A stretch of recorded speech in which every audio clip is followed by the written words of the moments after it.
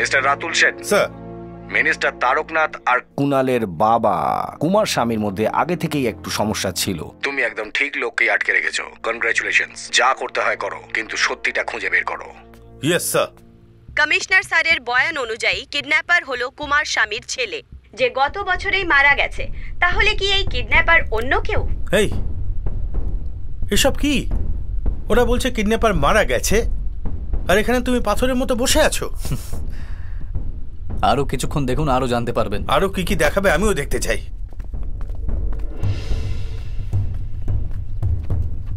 Sir, উনি তো দারুণ কাজ করেছেন। আমি আর কুণাল যখন একসঙ্গে ছিলাম ওনার সঙ্গে দেখা হয়েছিল।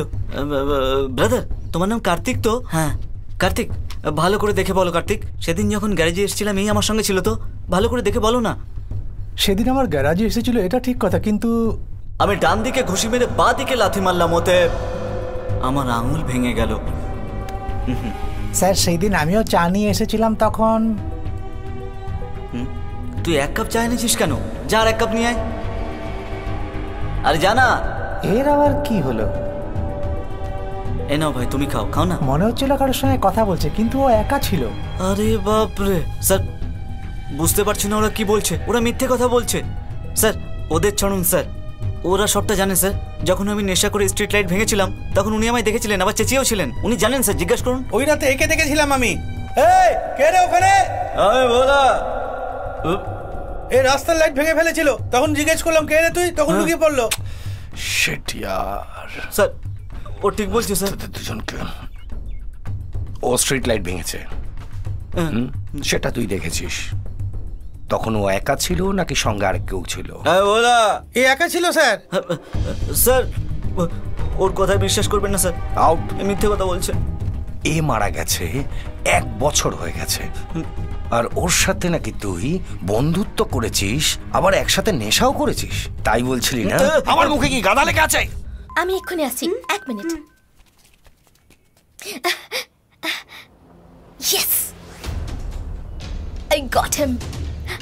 Hello Shobik. Yes, what a sensational news. Okay, আমার কথা মন দিয়ে শোনো।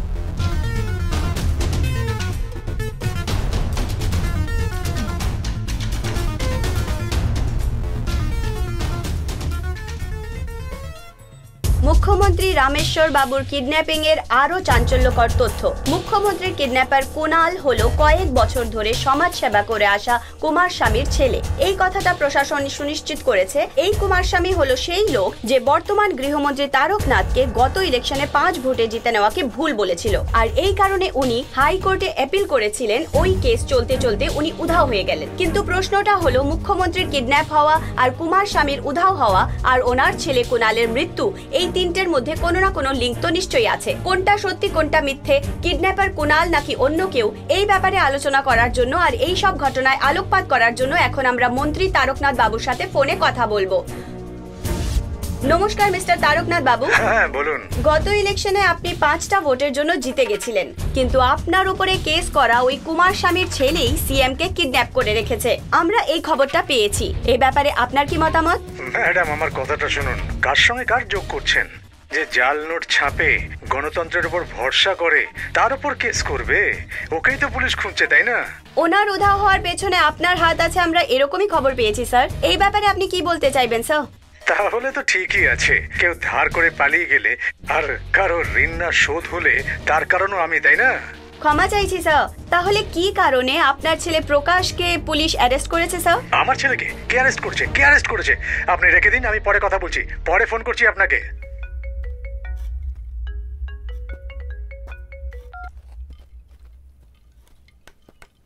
স্যার। এই কমিশনার, কি নতুন ড্রামা করছো তুমি? আমার ছেলেকে কেন অ্যারেস্ট করেছো? আপনার ছেলেকে অ্যারেস্ট করেছে? কি বলছেন আপনি স্যার? কি বলি স্যার, বড় লোকের ছেলে মজার ছলে কোনো ভুল করে ফেলেছে, হয়তো তাই হয়তো বসিয়ে রেখেছে। কি বলছো তুমি? জানো না? হ্যাঁ, তুমি সত্যি জানো না? তোমাকে না বলে কেউ কিভাবে অ্যারেস্ট করবে? স্যার এই ব্যাপারে ডিজিপি রিপোর্ট দিলে ভালো হবে। ফালতু ইয়ার্কি করা বন্ধ করো। এই সিএম সাহেবের যদি কিছু হয় তাহলে আমি পরবর্তী সিএম, জানো তো? জানো কি না? তখন আমি তোমায় দেখে নেব। আচ্ছা, আমার ইউনিফর্ম খুলে নেবে, আমি এবার তোর জাঙ্গিয়া খুলে নেব। Sir sir sir please sir, please sir ছেড়ে দিন sir, please sir. Sir okay ছেড়ে দিন না। কুমার স্বামী কোথায় আছে স্যার। আর ওনার সাথে কি করেছো তুমি? জানি না জানি না স্যার, সত্যি আমি জানি না sir. Sir sir sir sir sir আমি জানি না স্যার, আমি সত্যি বলছি স্যার, ওকে ছেড়ে দিন স্যার। স্যার স্যার স্যার আমি জানি না।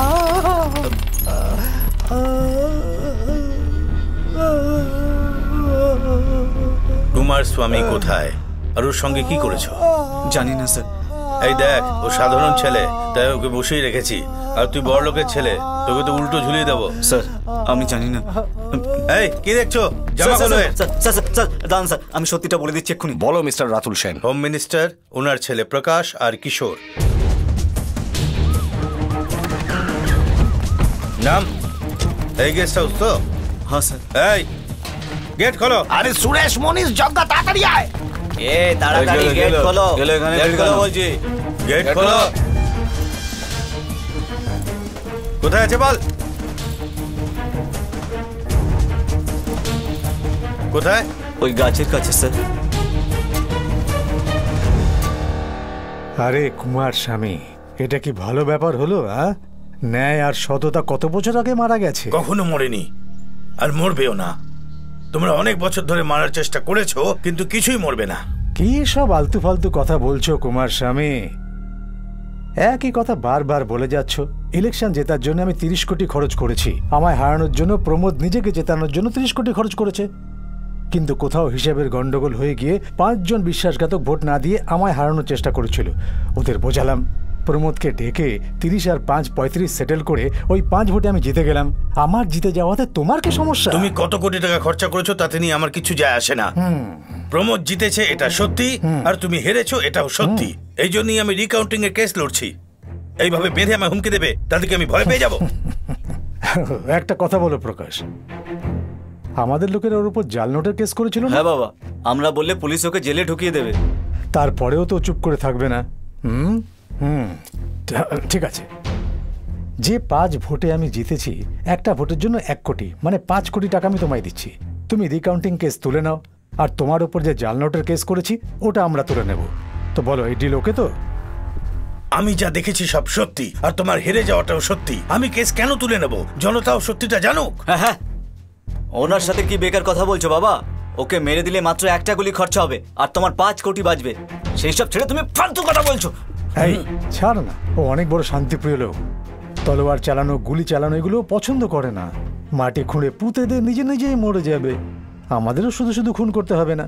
যা নিয়ে যা ওকে।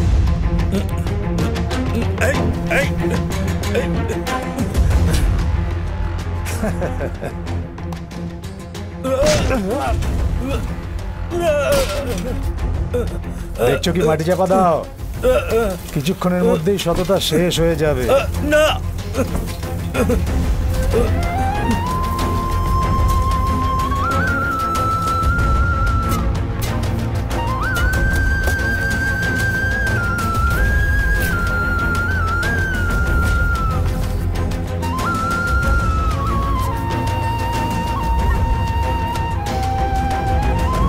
প্রেসের জন্য এটা খুবই গুরুত্বপূর্ণ ইনফরমেশন যে ইনি ছিলেন স্বাধীনতা সংগ্রামী কুমার গুরুজির ছেলে কুমার স্বামী। এইমাত্র পাওয়া খবর অনুযায়ী গৃহমন্ত্রী তারকনাথ বাবুর ফার্ম হাউসে একটা কঙ্কাল পাওয়া গেছে। অ্যারেস্ট হওয়া তারকনাথ বাবুর ছেলে পুলিশের জিজ্ঞাসাবাদে এই ইনফরমেশন দিয়েছে। তারপর অ্যাসিস্ট্যান্ট কমিশনার রাতুল সেন মিডিয়ার সাথে গৃহমন্ত্রীর ফার্ম হাউসে গিয়ে তল্লাশি করে।